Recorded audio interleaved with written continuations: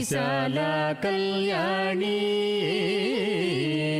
స్ఫుటరుచిరయోజ్జా కువలయైః కృపాధారా కిమపి మధురా భోగవతికా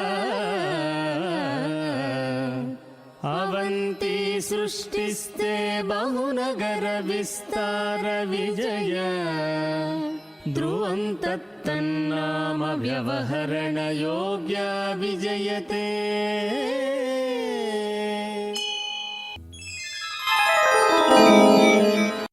25వ అధ్యాయం. సత్సంగత్వే నిస్సంగత్వం. శివారాధనా పద్ధతులు. శివారాధనా పద్ధతులను తెలుపమని నేను ధర్మగుప్తులను కోరాను. వారు ఇలా వివరించారు. అయ్యా, ఒక్కొక్క పూజా విధానంతో ఒక్కొక్క దైవం సంతుష్టులవుతారు. సహస్రనామ పఠన అర్చనలతో విష్ణువు, మోదకాలతో గణపతి, నమస్కారంతో సూర్యుడు, అర్ఘ్యంతో చంద్రుడు, అభిషేకంతో శివుడు ప్రసన్నులు అవుతారు. నమకాలం చదువుతూ ఏకాదశ రుద్రాభిషేకం చేసినట్లయితే అపమృత్యు దోషాలు హరింపబడటమే కాకుండా ఏకాదశి తిథి యొక్క పుణ్యబలం కూడా ప్రాప్తిస్తుంది. ఈ విధంగా ఏకాదశి రుద్రాభిషేకానికి ఏకాదశి తిథికి సన్నిహిత సంబంధం ఉండటం వల్ల శివకేశవులు అభిన్నులు అనేది నిర్వివాదాంశమే. కాగా శివారాధనలో శివపంచాక్షరి అనుష్ఠానము మొదటి పద్ధతి, మహాన్యాస విధానము రెండవది, రుద్రాభిషేకము మూడవ పద్ధతి. పంచతత్వారాధన. పంచాక్షరి నమశివాయలోని 5 అక్షరాలు పంచభూతాలకు ప్రతీకలు. కాబట్టి భూతత్వానికి చందనము, అగ్నితత్వానికి దీపారాధన, వాయుతత్వానికి సాంబ్రాణి ధూపం, జలతత్వానికి కొబ్బరి నీళ్లు అర్పించాలి, ఆకాశతత్వానికి ఘంటారావం చెయ్యాలి. సంధ్యోపాసన. పంచాక్షరిని పంచతత్వాలతో సాధన చేసే సాధకుల కనుబొమల మధ్యలో పంచతత్వాలు కనిపిస్తాయి. ఇవి సంధ్యా సమయాన వివిధ రంగులతో రూపుదిద్దుకున్న ఆకాశంలా రజత, అరుణ, స్వర్ణ, నీల, శుద్ధ ధవళం మొదలైన వివిధ వర్ణాలతో ప్రకాశిస్తూ దివ్య జ్యోతుల్లా కనిపించుతాయి. అందువల్లనే ఋషీశ్వరులు పంచాక్షరి పంచతత్వ సాధనను సంధ్యోపాసన అని వర్ణిస్తారు.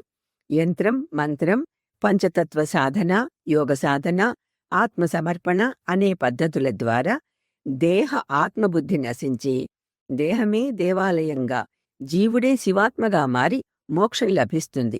ఈ స్థితిని పొందడానికి శివపంచాక్షరి జపం, మహాన్యాసపూర్వక ఆరాధన, రుద్రాభిషేకం చేయాల్సి ఉంటుంది. రుద్రులు వేల కొలది సహస్ర సంఖ్యలో ఉన్నారు.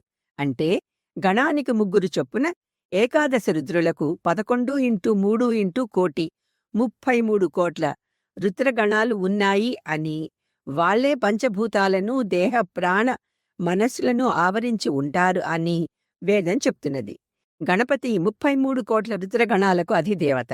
శ్రీపాదులు గణపతి తత్వంతో అవతరించినందువల్ల వారిని సేవించి అర్చించేవారికి 33 కోట్ల రుద్రగణాల అనుగ్రహం లభిస్తుంది. రుద్రాక్ష ధారణ. శివభక్తులు ఖచ్చితంగా రుద్రాక్షను ధరించి తీరాలి.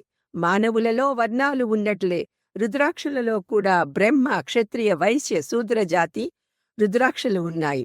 తెల్లనివి బ్రహ్మజాతివి. ఇవి దొరకటం చాలా అరుదు.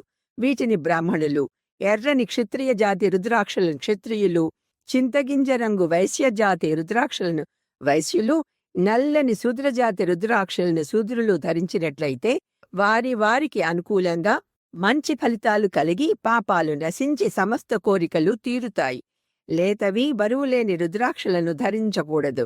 రుద్రాక్షను రాగి ఉద్ధరణి కింద నిలిపి అడుగున చిన్న రాగి పాత్ర అంటే ఉద్ధరినికి పంచపాత్రకి మధ్యలో రుద్రాక్షని పెట్టినట్లయితే, అది కుడి నుంచి ఎడమకు ప్రదక్షిణ చేసినట్లయితే శ్రేష్టమైనదని, అపసవ్యంగా తిరిగితే మంచిది కావని తెలుసుకోవాలి.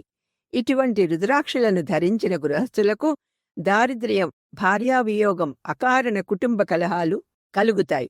సన్యాసులు వీటిని ధరించవచ్చు, బాధ ఏమీ లేదు.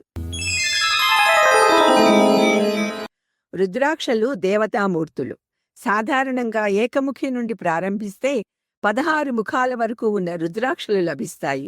వివిధ రుద్రాక్షలకు వివిధ దేవతా స్వరూపాలతో సంబంధం ఉంటుంది.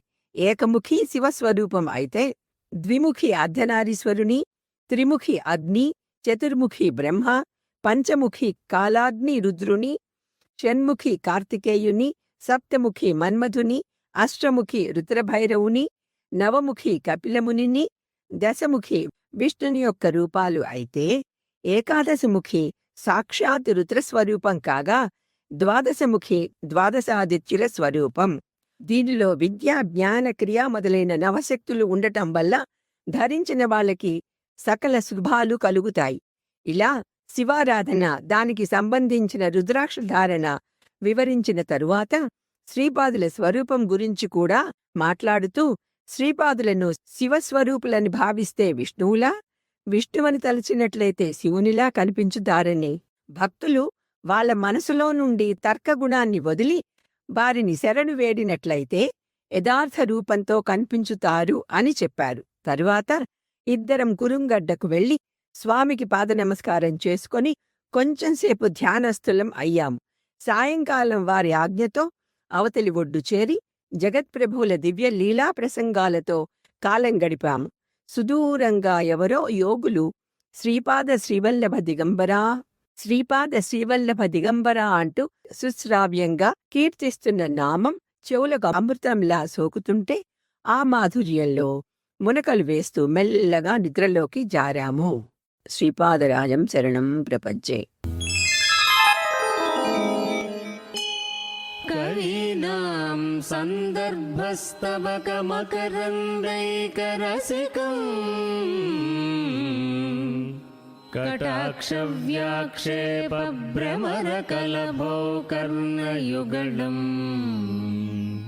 అముంచంతో దృష్ట్యా తవ నవరసాస్వాదతరళ వసూయ సంసర్గాదళిత నయనం కించిదరుణం.